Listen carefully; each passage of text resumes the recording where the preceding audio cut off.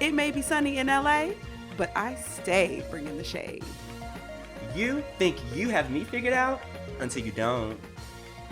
This is Black Reality Kiki with AJ. And your girl Fresha. We're getting into season 14 of The Real Housewives of Atlanta. It's all about the shade, the drama, and the slays. Come take a BRK. What's good, friends? Honey, we are here. We are live in LA after how many episodes? A good amount of episodes. Okay, we've been from East Coast to West Coast, and now we're on the same coast. We're really giving the people what they want, I think. We do. I feel like a lot of people, a lot of the BRKers at home have been asking for us to do this, video style, and we're finally doing it. We're doing it, and I'm so happy to be here. I can touch you. I know. We can vibe off each other. Don't bite. Oh, honey, I might bite. Ooh. Girl. But we are finally here for the reunion of season 14 of Real Housewives of Atlanta. And girl, this season has not been a cute one. It's been all over the place. I'm not going to hold you. I feel like, the girls, we have some newbies in the building. We have some returners. Some OGs. Some OGs, if you will. And I was expecting, grade A content. And I think I got a B+, maybe a B-. Did they let you down, honey? They did. I cannot disagree with that sentiment. I think that the history that Real Housewives of Atlanta, RHOA, if you will, given the history of RHOA, those iconic moments, I mean, really standing the test of time and going down in reality television history, if you will. I don't know that this reunion lived up to it, but the girls still gave us something to kiki about. I will say that, we finished strong. The ladies looked good. And they gave us a little bit to talk about. So I feel like we can kiki. Let's do it. Okay. Let's first unpack the fashion. Okay. Now. Best place to start, I think. Best place to start. They were giving, a trip to Jamaica, if you will. The set was like a Jamaican extravaganza. Ooh. Almost I know, honey. It was like a journey. They were on like an island. It was giving Caribbean. The colors. Did you see? It was like a floating set. Yeah. With a moat. Honey, it was giving a budget, for real. For sure, yeah. At least they gave the girls budget on something. Honey, finally. And all the ladies were wearing like 2 shades of pink. It was like a dark pink with a light pink. Some corals even. Some corals, yeah. And some of the girls looked good. Others looked okay. I first want to start off with the queen of being booked and busy. Miss KBT, Candy Burris Tucker. Okay. She was giving eleganza. She was giving expensive. I mean, the material alone was giving money. Train too. Mm-hmm. Don't forget the train. She sat on the end of the couch with that train just bellowing behind her, which I appreciated. Miss KBT in the fashion department, she's never really our favorite, but I can appreciate, she showed up and showed out. Yeah, what was her hair giving? I can't remember. So the hair, I'm glad you asked. Oh, God. The hair was giving half up, half down. Oh, yes. Which is cool, which is cute. But then there were some dreadlock pieces in there. Oh, my God, yes. It was like one. She had like one, honey, right? Honey, we're locked in love over here with KBT. Honey, she had like one lock over here on the side. It wasn't even like symmetrical. I didn't love it. But you know what? Overall, she came through pretty strong. The dress was cute. Moving down the OG couch, we had Miss Kenya Moore. And she was giving like Barbie to me. Like it was very form-fitting dress. You had like the darker shade of pink with the little sparkly at the bosom, if you will. That's the first word I could think of. She looked good. Dare I say it was giving pageant girl, but like in a good way. Yeah. The hair, a moment of silence for the hair. Yes. Because that hair ate.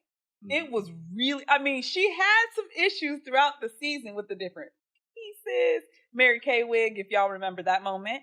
A mess. But the big, voluptuous curls with the color, it was smash. Yeah. She looked good. I was a fan. Now, what did you think about Miss Sheree Whitfield? Hair, smash. I love that blonde look that she's always gives, like the highlights or whatever. It was giving dimensional with the different shades of brown. The curl, she always is going to, well, not always. I take that back. But not because, honey, she had that black wig this season in confessionals that was not it, honey. That was giving Halloween. It was a couple pieces that were very questionable, but the reunion hair was iconic, simply put. The dress was giving sex. Yeah. Very much cleavage, body. It's easy for her to sell that. I wouldn't say she went above and beyond with her dress choice, but she understood it was satisfactory. Yes. Yeah. She delivered. Now, one person I was a little bit disappointed in was our fashionista, Miss Marlo Hampton. It was a bit too busy for me. Like, it was a lot going on. I definitely see the intent, and I understood where she was going with it as far as, like, the design and even, like, patterns that she chose. But I don't know. It was just a lot going on for me.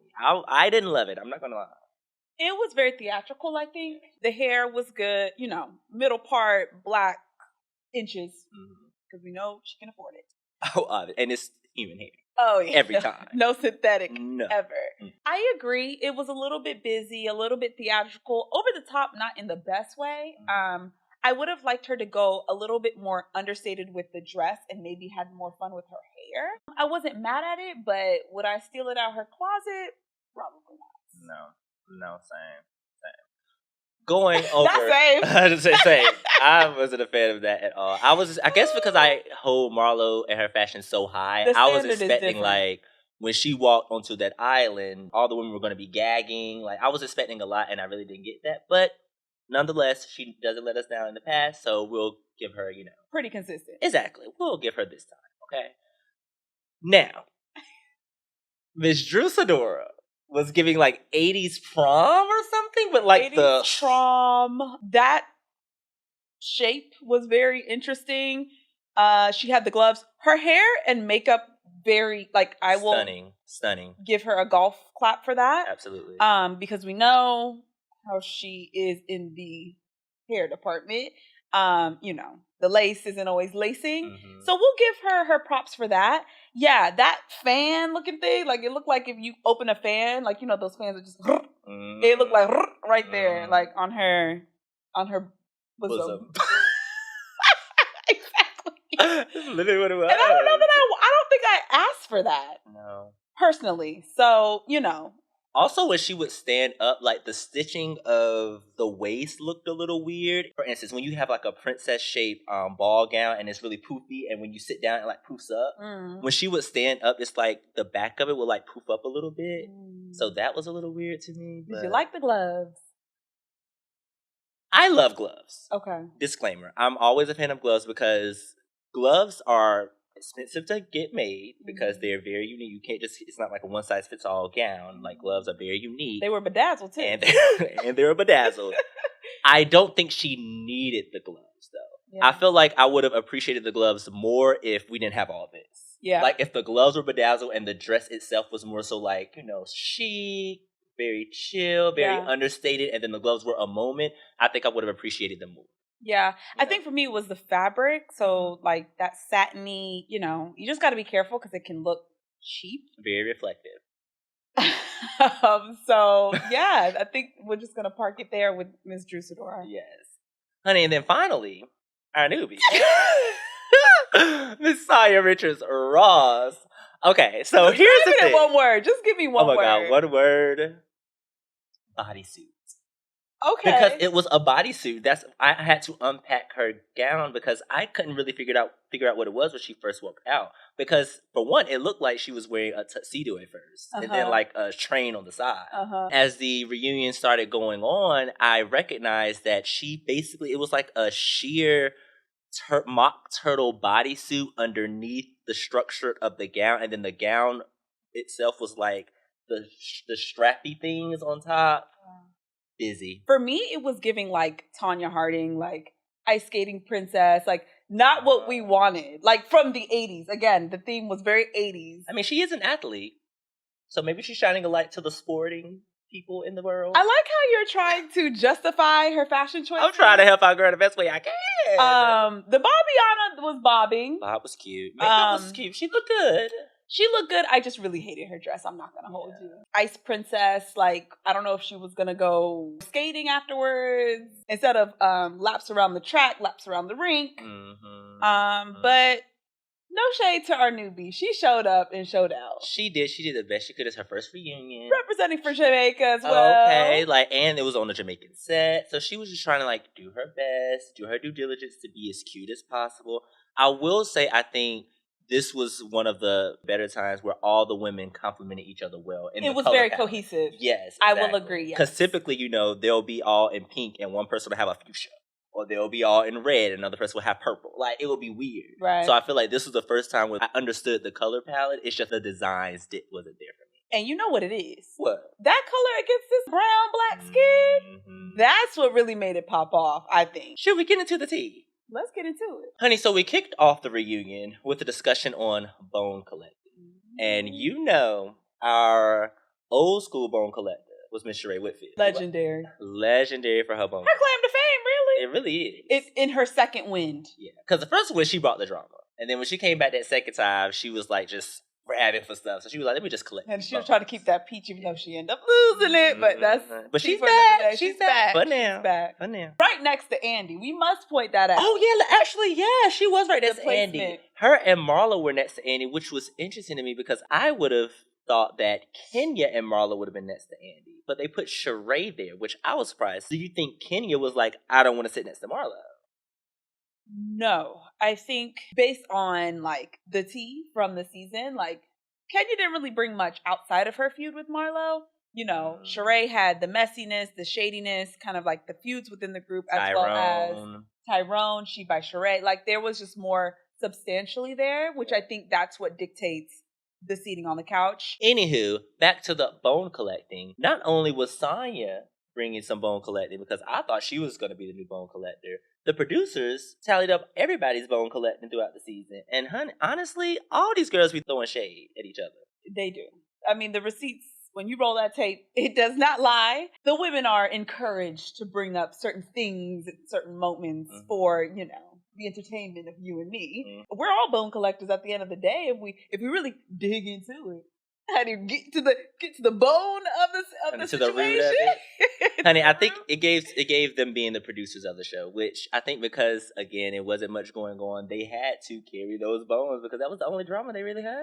Yeah, literally, just the talking behind each other's back was the backbone of the season. Ooh, not vertebrae, bitch. Anywho, okay, don't break your back. Ooh. Okay.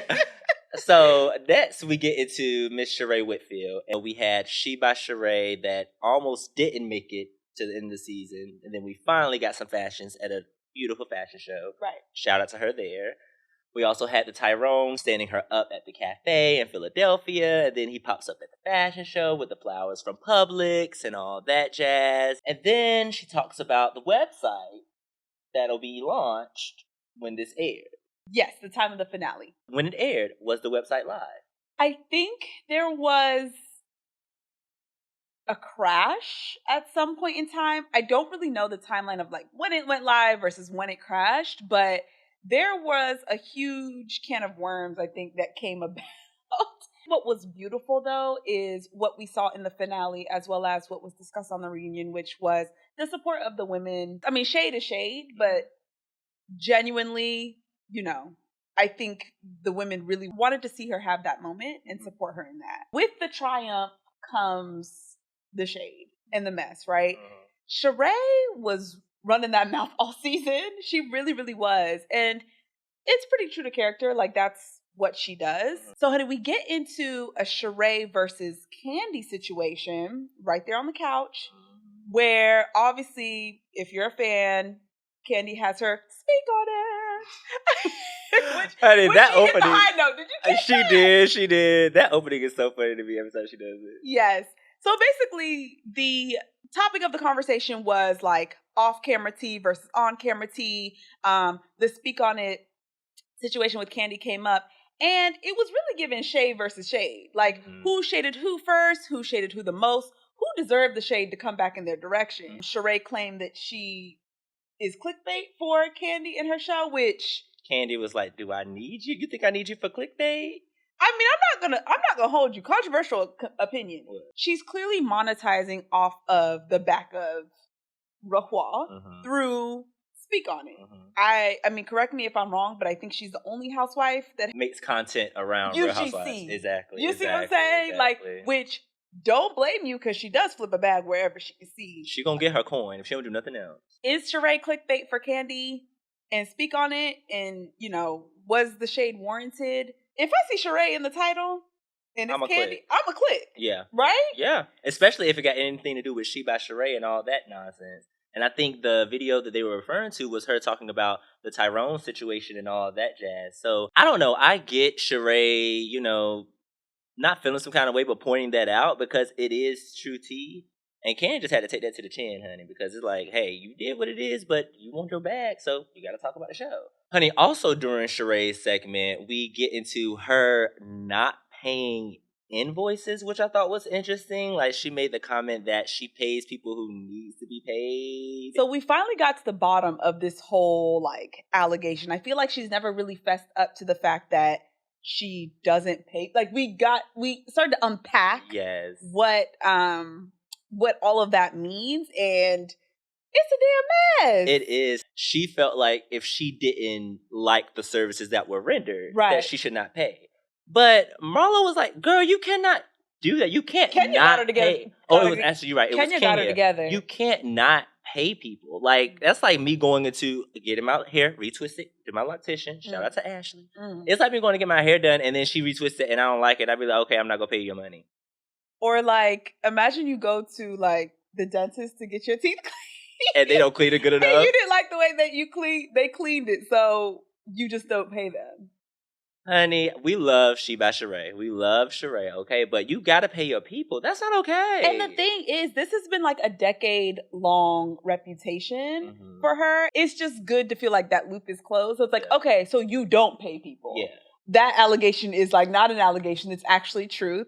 And she needs to fix that behavior because, I mean, simple-minded people know that you got to pay people. Absolutely. And then for her to make it seem like, oh, that's old news.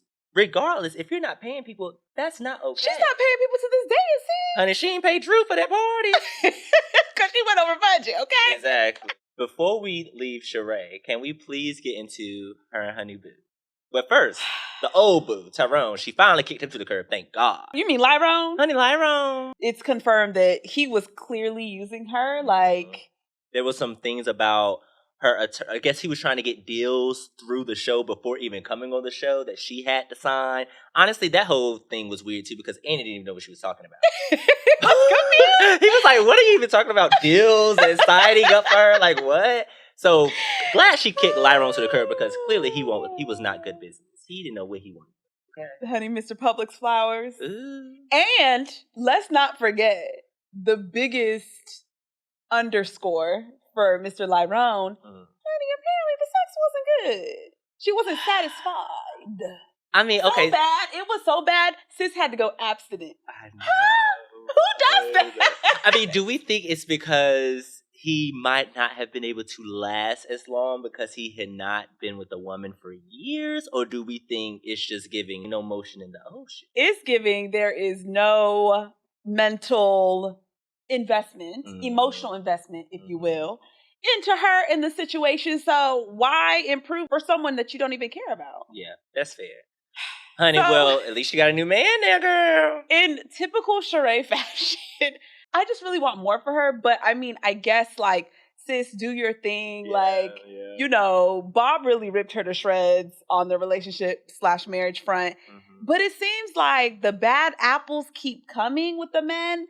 Let me set it up before I even give my 2 cents on it. So, sis has a new man. It was rumored first, honey, hit the shade room streets. Martell. And she clearly confirmed it right there on the reunion couch. Martell Holt. He is a former cast member, or maybe still current cast member of former of Love and Marriage. I think he's still on there. Oh, really? He's no longer married. Love and Marriage Huntsville. Honey, an own original.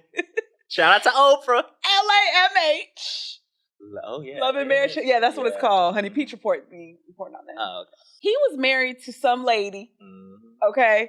And cheated on her multiple times. Mind you, I think Kenya was spilling the tea on the reunion about Martell. She was, yeah. Cheated on her multiple times and then even had a baby with another woman. And Sheree has now scooped this man up from who knows where and living her best life. I mean, apparently the D is good. Yeah. He is really attractive. He looks way better than Bob. No shade to Mr. Whitfield, but He's a looker. I mean, here's the thing. Like, I think we had this conversation too, like when we were watching the show. But like, if I'm Sheree Whitfield with 3 grown ass kids and have been going through these tumultuous relationships, I'm just trying to have fun too. And it sounds like she's just having fun. It seems like she's not in love. It's very like light and just kikiing. What, you think like she is invested in this man? I'm not putting all of my faith in her in that regard. She was in love with Tyrone. Locked up and all. She was. I mean, she was calling him 1-800 like Colette. Love of her life. Like, when he gets out, we're going to have a life. We will wait and see. But just know that man is not good news. He's not. And it seems like even Marlo and all, they were like, girl, just protect your heart. Protect your heart. That's all you can say. Like, what are you going to say? This is a woman who got played on national TV by her ex-con boyfriend. Now she's with someone who cheated on his ex-wife multiple times and also had a baby. Like, no. This is a woman whose ex-husband, after court, did this. Oh, God. Bob is just disgusting. Oh, my God. I think grown. I think Sheree likes the toxic. It's giving that. She likes call the a spade drama. a freaking spade, okay? Miss Sheree. I mean, hell, she still got a fashion line with no fashion. So clearly she likes the drama. She's a scam something. Scamming Sheree? Scam by Sheree? Oh, God. Okay. Next, we had a quick little moment with, we're going to say quick because it wasn't quick at all, but we're going to make it quick because I got tired of this, okay? Sonya versus Drew. They are like 2 girls on a playground just yip. And look, I get it. Like, Drew lies. Like, they even go into the conversation as far as, like, when they were in New York. Sonya had a conversation with Kenya when they were walking around and saying, hey, you know, she wants to be friends with Drew and she feels like she likes her at some point, but then other times she sees signs of her that she doesn't like. We got more in depth into that situation as far as Sonya claiming that she told Drew off camera that they had the conversation. I respect Sonya for bringing that tea on the reunion. Absolutely. I believe her. Mm-hmm. And it just sets the tone to like why there was additional friction. Drew like straight up blindsided her and she was very passionate and she communicated it well. She told the story. Of course, Drew didn't own up to it because she's a child. I respect Sonya for that.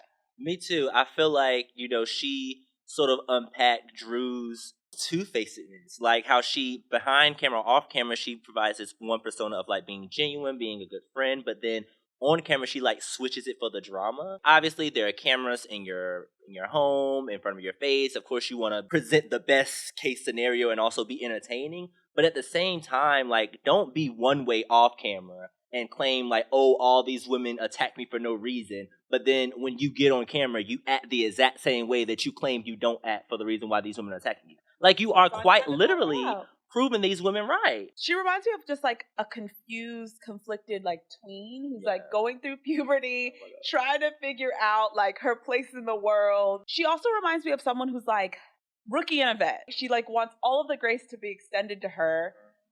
She just acts like someone who can't fully take accountability. And for me, it's like, if you're gonna be messy and throwing stone and hiding your hands, argumentative, just lean into a certain direction. So I really just want her to figure it out. And maybe if she comes back next season, we'll see her continue to evolve. But right now, the caterpillar is still not that full butterfly like I need her to be. Honey, go back in that cocoon, Drew. She came out a little too early. She came out a little too early. The queen came out this big. She needs to go on back. Honey. Start from scratch. She needs to drop that. That's what she needs to drop. Drop the dramatics. Drop the dramatics. Drop the dramatics with Drew. Please, she needs to drop that. Oh. Honey, teen angst. Oh, not teen angst. Fuck you, Mom. I want to kill my mom. I want to kill my dad. Ooh, honey. Anywho, you're crazy. You have issues. After we leave Sonya and Drew, because Andy was just over it, just like all of us are, I'm sure. Move on. We get into Miss Marlo Hampton. And ladies and gentlemen, the Academy Award goes to... Who does it go to? Miss Marlo LaToya Patrice Hampton, because she came to do some damage control. She brought up the mom. She gave us an update on her mom. Apparently her mom is still, you know, struggling with her demons. She gave us some update with the boys and sort of clarified, wanting to take a break with her soft tone and discussing that. Honey, what were your thoughts on this moment? Because I thought it was really interesting, her approach. Her approach was really, really interesting. Marlo is extremely misunderstood, and I feel like she has a story to tell that she told throughout the season as far as like her background, where she comes from, the reasons why she is the way she is, right? Like all of the trauma, all of like past experiences, family issues, whatever. I feel like it's really a tug of war with Marlo. Like she gets in her own way of being like the hero that we know she can be. She's on the precipice of like being everyone's favorite. I mean, the fashions are already on point. Like it's easy to root for her, but then she just feels threatened and it's all bets are off. And that's literally what happened. The tongue just is gone crazy. Okay. When her and Kenya were unpacking like their relationship, and Kenya was saying how like I think Andy asked her, did Kenya feel like Marlo represented herself in a great light this season? Mm-hmm. And Kenya said no, she didn't think she did. I sort of understood why she feels that way and why a lot of the ladies, feel some sort of way against Marlo. Bring it to us, AJ, because you're a Marlo apologist. I know. I love Marlo. I love her so much. I understand her heart because she has great intentions. But it's just when she feels threatened, she feels like she has to cut deeper in order to, get her point across. I think in this point, like, Marlo's just going to have to change her behavior. Like, it's one of those things where she's almost getting towards Nene side, like self-destructive when it comes to her first season as a housewife, which I'm afraid because that can make the producer be like, okay, we don't want to bring you back. Yeah, I'm glad you brought that up. The context of like, this is her first season. She's clearly wanted a peach for a decade. Mm-hmm. But, we're all grown. Like, we're able and successful and, navigating this world. And she isn't new to it fully, right? She's been a friend of the show for years. But I don't know. Like, she had a really big opportunity to come in as her first season. And not to say that she didn't succeed in her first season per se, but it was just interesting that the floodgates, I mean, Andy could have said, what's the temperature today? And she would have started boohoo crying about the temperature. She definitely was giving another side of Marlo that was coming off as her trying to, be nice and right her wrongs, if you will. But again, because I'm a Marlo supporter, I gotta stand up for my girl. I will say it's her first season as a peach holder. She's seen herself on camera. She knows how things work now. Like, maybe she will redirect her efforts in next season if and hopefully when she comes back. Andy brought up her kicking out the boys again, and how a lot of fans at home felt like, she was this horrible Muntie and this horrible person for kicking the boys out. But I just want to reiterate that I'm on her side when it comes to that. She literally didn't, kick the boys out and put them on the side of the street and left their clothes out there and was like, figure it out. Mm-hmm. She sent them to her sister's house. It's like when I was a kid, if my mom was going through something or needed a break, I would go to my grandmother's house. That was one thing that she got beat up a lot for this season that I don't necessarily agree with because, again, I've said this all season. She's a Muncie. These aren't her kids. She's never actually been a mother. And the only parenting that she's experienced has been her mom, which hasn't been a good parent, and all of her foster experiences. I do empathize with that whole situation. The self-awareness that she had to kind of check in and realize, like, I need a break, right? I don't know why they're villainizing her for this. Andy was getting on her too, He was coming from a parent perspective as well. Something that's important to note is everyone is approaching the situation as in what they would have done as parents. Mm-hmm. Kenya thinking about Brooklyn. Andy thinking about his 2 kids.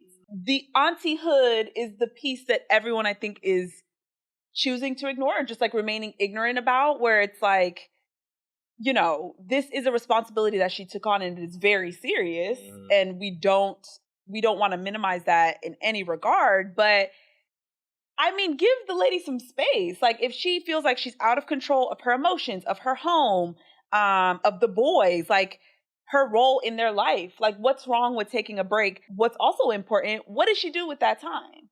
She went to therapy. She was talking to people, getting advice. They're investing in her wellness and seeing how she can become a better Muntie to her nephews. Exactly. And then, I mean, think about like how tortured she is with the fact that her nephews mother, her sister, is, for all intents and purposes, like, able, right? Like, she's in a sticky situation with her addiction and, you know, I guess run-ins with the law. So it's a very, like, tricky place to be in. It is. And I feel like she's doing the best she can. She's doing the best. There's no roadmap for it. Mm-hmm. And so I really don't think it's fair how much they villainize her for that. Yeah. So I will extend that. Yeah. See, enough about Miss Marlowe. Shout out to the Hamptons. Honey, we gotta go into Miss Kenya Moore. And this season, you know, was a little bit like chill for her, if you will. Like, she came off of Dancing with the Stars. Even though she didn't win, I feel like, you know, she had a good run there. She looked beautiful. She was doing her thing. She also unpacks a little bit about, obviously, her divorce throughout the season and her ups and downs with Mark. And we find out during the reunion that she's still not divorced, which is crazy to me to think. Still Mrs. Daly on paper. Okay. But she did let us know that she was dating a little bit, which was cute. What I did want to bring up to you was Andy bringing up Sonya thinking that Kenya essentially uses her experiences, whether it's the divorce or Brooklyn, as an excuse for her to skip out and things of that nature. I think Kenya said she was disappointed that Sonya said that. It's true. Kenya literally always brings up some reason for, like, her not wanting to do something, whether it's going on a trip. And she was late. She was like, oh, she not only had to wait and get Brooklyn settled, but she's also not going to stay in the house because of Brooklyn. Like, she does do that. And so I feel like, yeah, Sonya called that out. Yes, Kenya has been going through a lot of things, including the divorce. But at the end of the day, like I always say, you sign a contract to be a housewife. You're signing up to be here despite what's going on. Everybody got shit going on. You're not the only person that's going through shit, Kenya. And so I feel like she still doesn't really own up to that enough for me. It's always like, woe is Kenya, but whenever other people going through things, it's never woe is them. What were your thoughts on that? Yeah, this season was very transitional for her. The season of life she's in, obviously exiting a divorce, doing things that bring her joy, like the dancing, being a great mom from what we see. Truthfully, there was a disconnect with the entire cast. And I feel like Kenya just wasn't invested. Like, I think she was more invested in getting everybody else's tea and just keeping the show going, opposed to giving. Really? She showed up for the check, in my opinion. Ooh. And then, you know, obviously the feud with Marlo was like the main storyline for her. All that she was checking for was Candy, of course. That's her girl. Sheree here and there. And that's pretty much it. I feel like there wasn't really an investment made into her relationship with Sonya. If there was any investment, it was definitely from Sonya's end. Mm-hmm. Drew, I mean, they patched up their beef from last season and just kept it pushing. Marlo, of course, they're never going to work. I will say that I feel like at the beginning of the season, Kenya may have thought that her and Marlo were going to be more friendlier than they were. But that turned quickly. And also, speaking of Sheree and Candy, honey, Sheree, Candy, and Kenya were given 3 Stooges on their couch. They were kikiing the whole time. You would have thought they were best friends. Yeah, I guess maybe it was like an OG versus a newbie vibe. But yeah, I just feel like even at the reunion, Kenya was just there. She was just there. I mean, she was looking good. She was sitting pretty perched. And she even got on FaceTime with Martell for a second when he called. But she's just kind of like a plastic bag in the wind, which for me, hot take, but Kenya has carried. Okay? She has carried this show on her back from the moment that she stepped on the stage. Yeah. So I'm willing to give her a little bit more of a pass for like, just kind of like sitting back, eating popcorn and minding her business. Maybe we need to bring Cynthia back so she can have more scenes with her, so them just talking on the couch and stuff. No, I think like Kenya needs something else to happen in her life. I don't know whether if that's a man, if it's like more businesses, if it's like business drama. I mean, because she had a lot of successes with Kenya Moore hair care, like CVS. Even that was like a B story to me. Her drama was for sure the Marlo piece. And I think in the past, a big bulk of Kenya's drama has been the drama with the men. And I think now that she's going through a divorce, you know, there's not much to say there other than her husband is trash. If she comes back next season, which I would imagine she'll probably come back because they need OGs, maybe she'll be dating more and we'll see that side. Maybe she'll be officially divorced. I would love to see a divorced Kenya. I would love to see her like leave the divorce aside. We did see drunk Kenya. We saw drunk Kenya, which we love. That, like, we don't necessarily promote negativity and toxicity in Black women's lives. We don't. Unfortunately, it makes for great TV. We definitely like want to push the narrative of like Kenya in a positive space, which she is, but we need something to cling on to. Maybe it's revenge Kenya, single Kenya, drunk Kenya, like having fun, opening up, loosening up. When we, saw little peeks into, her doing that was great content. And I mean, it was rooted in joy. Honestly, it would be a healthy spin to her overall narrative, right? Because Kenya's always just been the drama-filled, pot stirrer, spicy with that mouth as well, going toe-to-toe with these women. Maybe we flip it on its head and we lean into happy Kenya, reckless Kenya, like just living her best life within her own world without having it to be like super toxic. I would be curious to see which angle she takes because, it's the housewives' responsibility to bring whatever they want to bring to the table and how they want to present themselves. And if I'm Kenya and, I'm a mother with Brooklyn now who's growing older, and also I'm getting older and am now divorced, I probably don't want to be messy or too dramatic. But I think it'll be interesting a mother, to see. Yeah, she's a mother. But I think it'll be interesting to see who she dates, how she shows up, and what lessons she's learned in those past relationships. Because, honey, she's had some lessons. Who do we have? We had Walter. What was the abusive guy? Matt. He was crazy as hell. Crazy as hell. She's learned some lessons. That was with Walter, Matt, and then it was Mark, and then, honey, the English guy that was on the trip with her. John. So, honey, we got to see that John left in that scene, but then he came back. Honey, Andy was trying to get into the see if they was in the hotel room. That's why I was like, give us something, Ken. Honey, Ken don't be trying to give us nothing. She really don't, but we love Kenya Moore, child. Kenya Moore hair care. Honey, we gotta go to CVS there to go get it. You got your press, honey. We gonna have to get some Kenya Moore hair care. Honey, touch up these edges. She says they have the edges grow. Honey, I might have to get some for mine. Honey, Marlo's claimed she used hers. Marlo ain't used that. She lied. Marlo ain't never used no Kenya Moore hair care in her life. Honey, those edges were growing back, though. Edges are growing back, though. And the sideburns. Got the close in on the sideburns. Honey, so when we wrapped up Miss Kenya Moore, we went to our newbie of the season, Miss Sonya Richards-Ross. Ooh, honey, get real. Let me do how Andy did it. Oh, yeah. Oh, my God. Andy, I just wish he would stop. He was so bad at that. It was bad. Honey, we get into Miss Sonya Richards-Ross, and, we unpack her and, her first experience, which it seems like she had a good experience. She also gives us see that she had her own reality show with her family, which I thought was interesting. We got to go get into the archives of that. We need to get into those receipts, because, I'm interested. And then, honey, I hate to say it, but we go back into the Sonya versus Drew situation again, because Andy brings up Drew comment as far as women's or wives' responsibilities to their husband to, essentially have kids, which I completely disagree with. That's not a wife's only responsibility is to have a kid. I feel like Drew is just so stuck under Raph's ass that she, whenever it comes down to marriage and stuff, it's always like, oh, you have to do what's best for the marriage. If the husband wants the wife to submit, you gotta submit. Girl, no, you're brainwashed.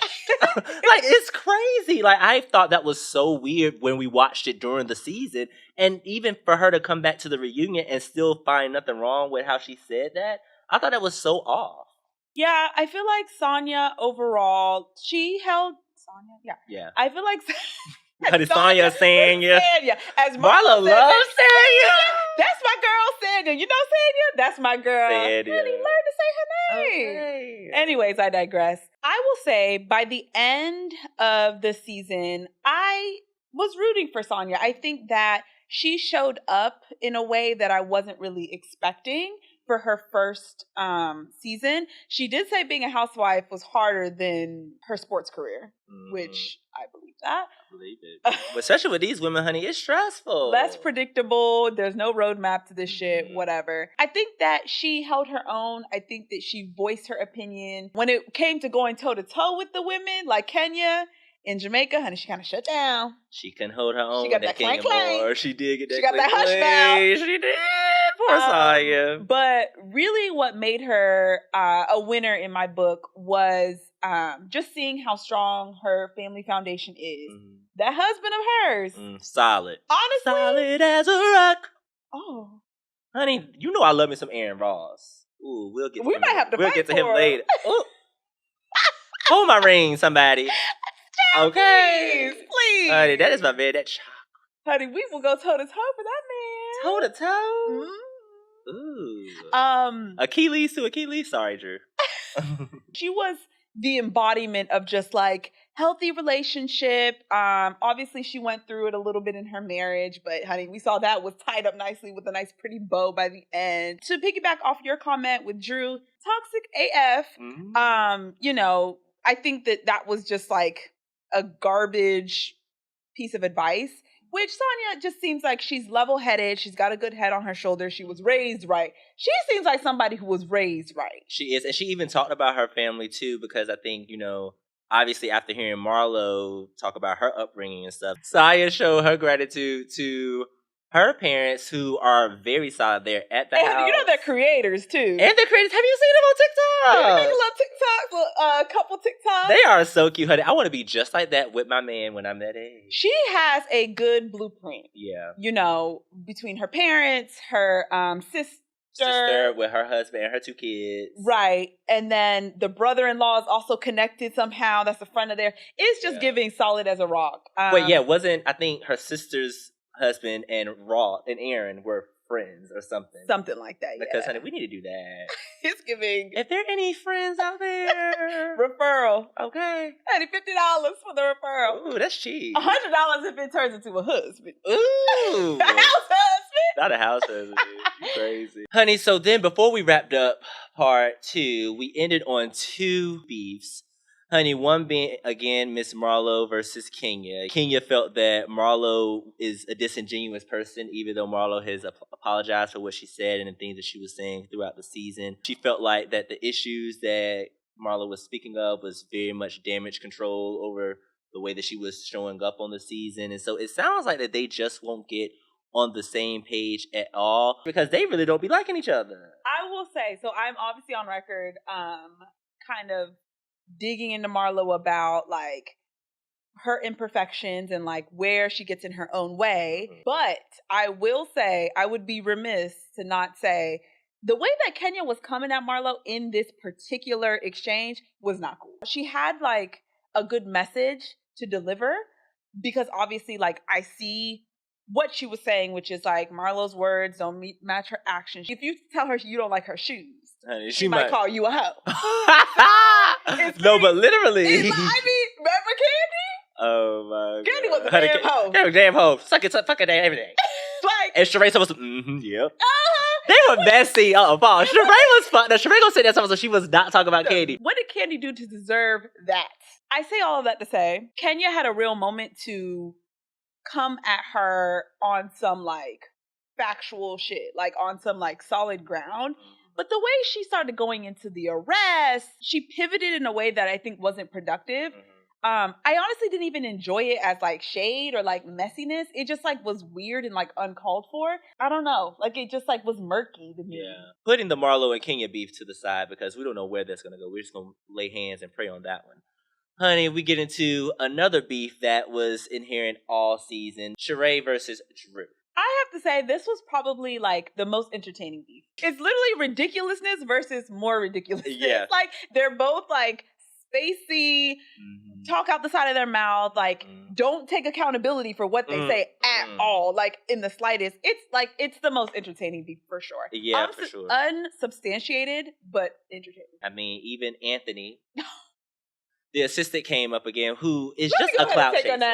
He is just a clout chaser because he goes over here. He's telling Drew one thing off camera and that Sheree doesn't pay. He didn't say that Ralph is gay, all this other jazz. But then Sheree FaceTimes him and he goes, I don't recall saying that, but if I did say that, it's because Drew needed a storyline, da-da-da-da-da. It just got all weird, and I honestly think that he was just telling them whatever they wanted to hear so that he could be on the show. And honestly, he won because he was on the show from both sides.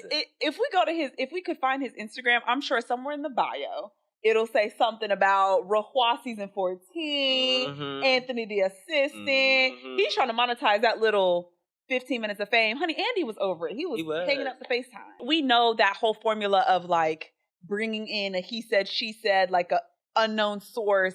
That's just never a good road to go down because it's going to be like not validated and like feel fabricated. We got to address somebody else though. Oh God. Within this feud. Who? Honey for two. Okay. Now, we agreed early in the season that Fatum was a finesse. She needed to go. She sounded like a chihuahua. It was too much. But Drew did too much with the props. Fatum did all the dirty work. As annoying as she is, honey, just nicknamed her chihuahua because she was just a hot mess. I think that she was intended to be the messenger because it's just all too convenient. Yeah. All too convenient for Sheree to say, I can't control her.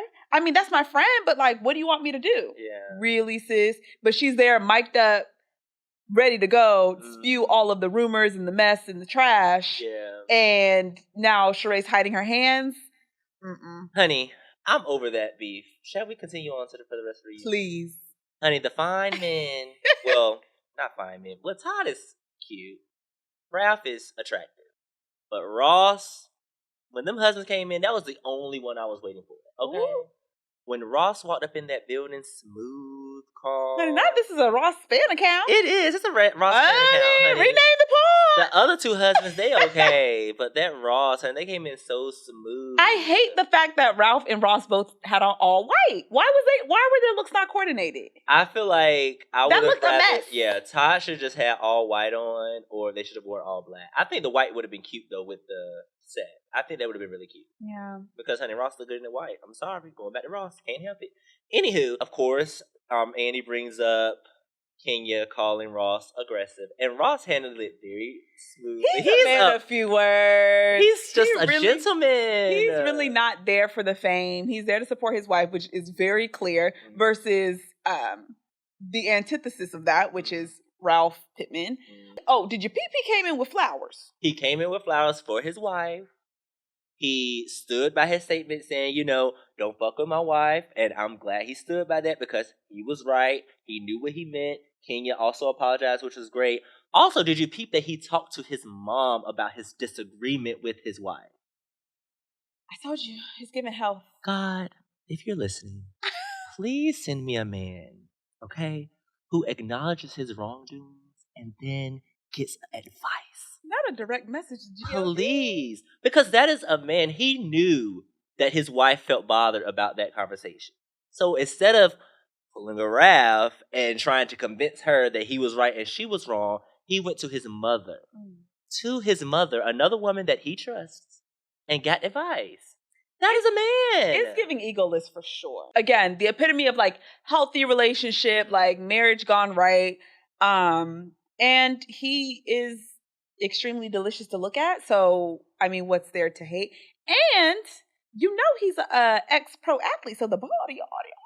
Ooh, not body. Underneath the white. What's underneath the white? Ooh. Unwrap him like you trying to strip my man? I decided you're gonna be in that DMs like, y'all doing too much. She gonna be like, y'all doing too much. Block. No, block. Girl, don't hate. Honey, we love him just as much as you love him. Shout out to the husbands. They came out, and then we started to unpack Miss Candy Burris Tucker and her storyline this season, who also really didn't have much drama going on. We had the trust arguments. We had the condo disagreement, which has been remodeled, honey. It looks good. Honey, that condo looks good. Money budget, for sure. Obviously, we got into, her wanting to get an EGOT. Right. The first play wasn't, what she wanted it to be, but Sis is back on Broadway with her husband this time. And Samuel L. And Danielle Brooks. And John David Washington. And on top of that, she mentions that the red carpet is the same week as BravoCon, so it's giving multiple bags in 1 week, in one weekend. And they're going to save money by staying at the condo in Jersey. Damn! Honey, the woman is brilliant. The woman is brilliant. I want you to remember one thing and one thing only, AJ. Bitch, I'm worldwide. Oh, absolutely. And don't you ever get it twisted. I mean, when Marlo was coming for her, talking about she don't do nothing for the community. Even Marlo was like, I'm sorry, I lied. I was just saying shit. She couldn't do nothing but apologize. Like, that's nothing but, like, lies. She has multiple businesses. She got a whole franchise for her mama and her aunts. OLG, old And lady you gang. know, them kids own all the businesses. Honey, Blaze got a whole steakhouse. Like, she looks out for people. Marlo She fucked up does. for that. Sis is working like never before. And being an awesome mom and a great wife and daughter and niece and best friend and all that. I mean, there's really not a lot to hate on. No. Shout out to If you hate on her, you really just a hater. Can we accept that? I agree. Had And she no matter even- what, she's worldwide. The last housewife that we covered on the reunion was Miss Drew Sidora.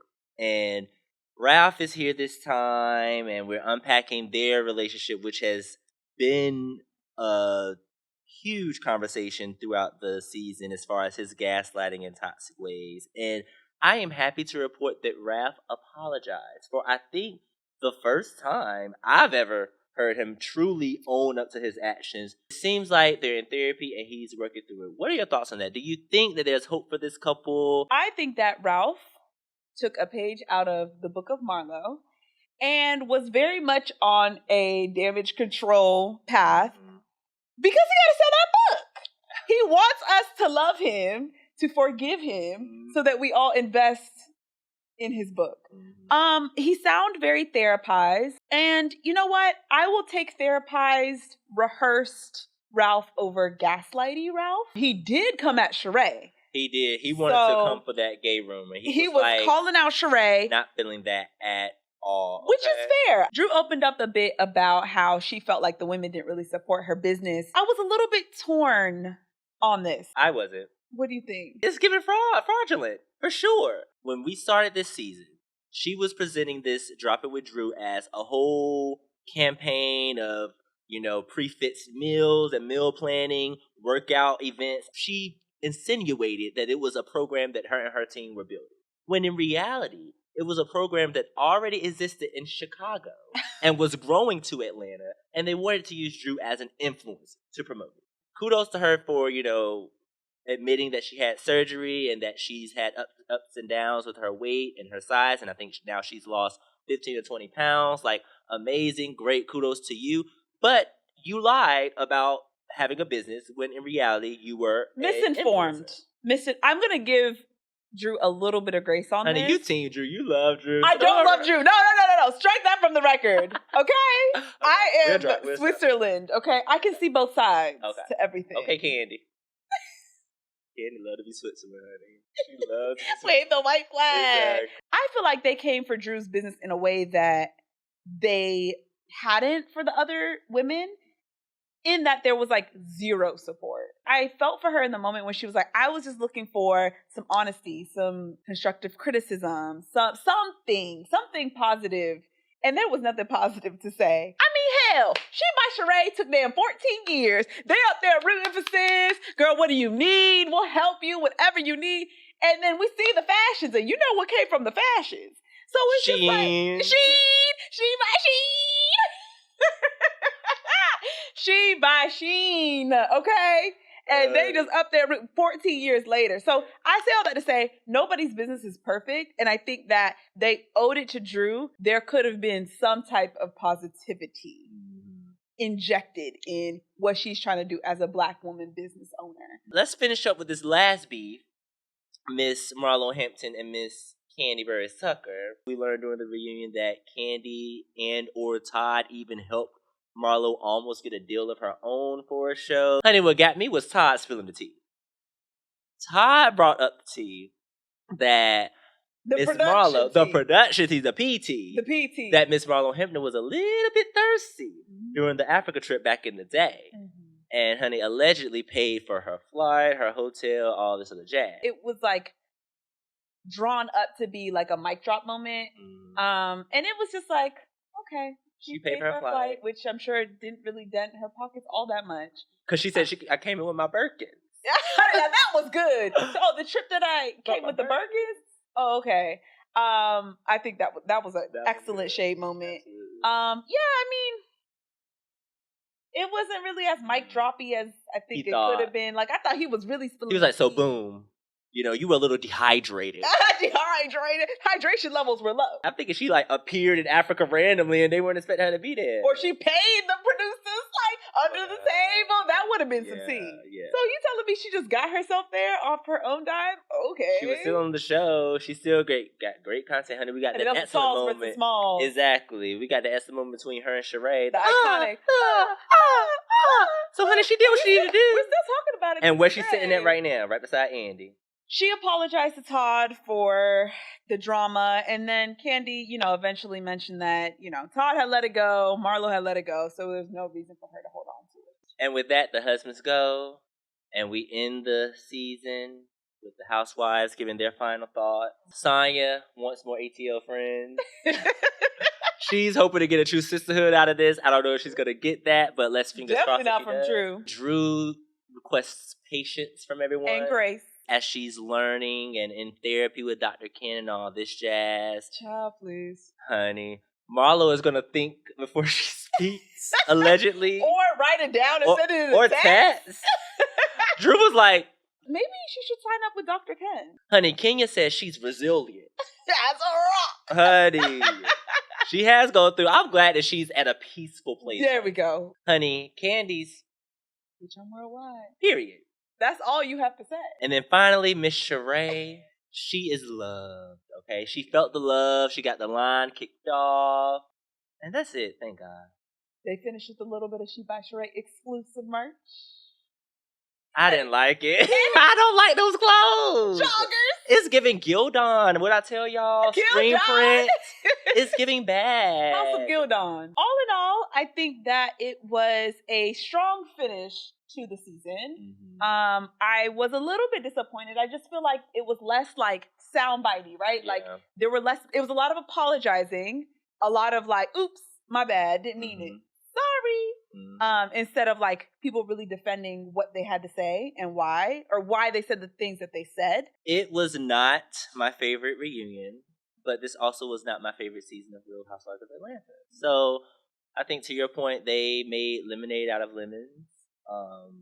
I hope that next season, they bring us a little bit more spice, some more drama. I don't know I know the Twitter streets were talking about bringing Portia and Nene back. Hello, yes, please. Like, sign me up. We need something. I mean, hell, I really want Miss Phaedra Parks Esquire to come back. Oh, hell. Not so crazy. Honey, that's the one that's going to give you the content. That's the one that's going to give you the reads. I think we finished strong, shout out to all the ladies. We love the ladies so much that instead of Peach of the Week, this week, we're going to give superlatives.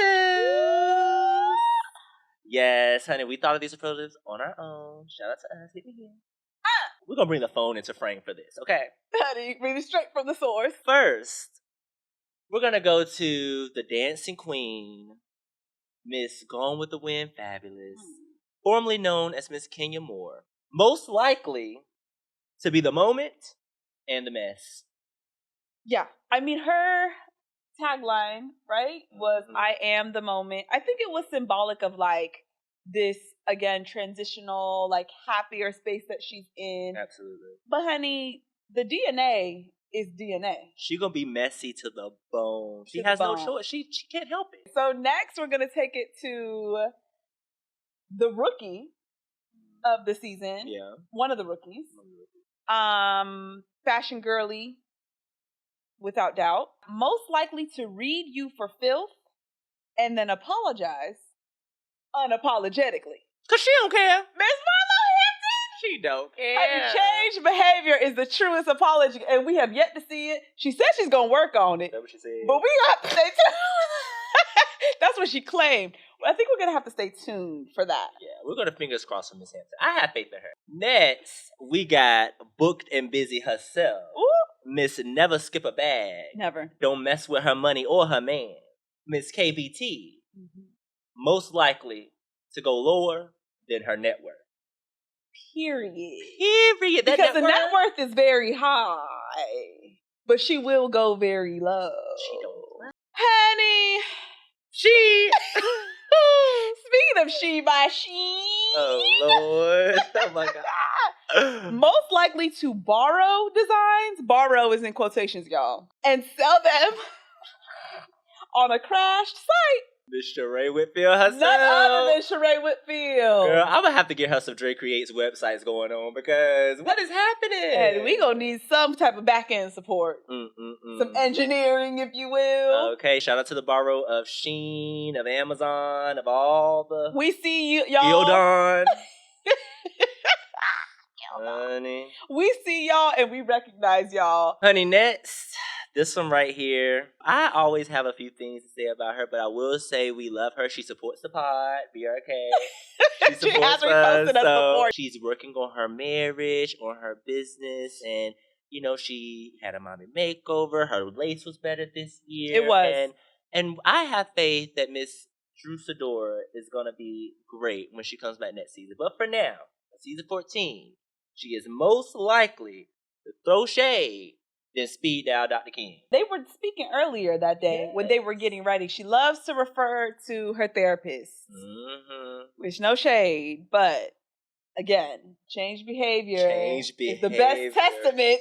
That's the thing for all these girls. Change behavior. Please don't just say better, do better. Do better. I'm going to finish it with the truest rookie of the season. She's a runner. She's a track star. Most likely to bro with her fine man. Because Sonya is nothing without that man. BRKers, let us know on our social what you think of our superlatives. And also, give us your own superlatives for the ladies. It was an interesting season, and I'm sure you were entertained by our RHOA women. So let us know in the Instagram comments what your thoughts are. It's been crazy. Girl, we finished a season 1. Look at round of applause for us, girl, because we did this. We really did. We came from New York to LA, honey. It has been a process. We are live. We are live. It has been a journey, and I'm so excited to keep this going with you. Honey, I am too. I think that our natural exchanges of, you know, downloading from Black reality television, our hot takes, our cold takes, our warm takes, and everything in between, honey, the tea and the shade. And the truest thing is the Kiki. And the truest thing is the Kiki. Okay? Just, you know, sharing it with folks who like to hear our voices and see our faces. And I think it's been a success. We'll be back in a couple of weeks for season 2 of BRK with the women of Potomac. Yes. I mean, we hitting it back to back, honey. We are going strong with the Bravo vibes. We are. But I think that, you know, for all of you who are invested in RHOA, I think it's going to be a lot to Kiki about and hopefully entertain y'all with what we got to say. Yes. So, honey, stay tuned. We'll be back. Honey, we now have a YouTube channel, so make sure you follow us there. And we'll see you in a couple of weeks. You know where to find us. Holla back your money. Ooh, ooh. Bye. Bro. Okay, goodbye. Thanks for listening to Black Reality Kiki. Like and subscribe for more from your favorite Black reality gurus.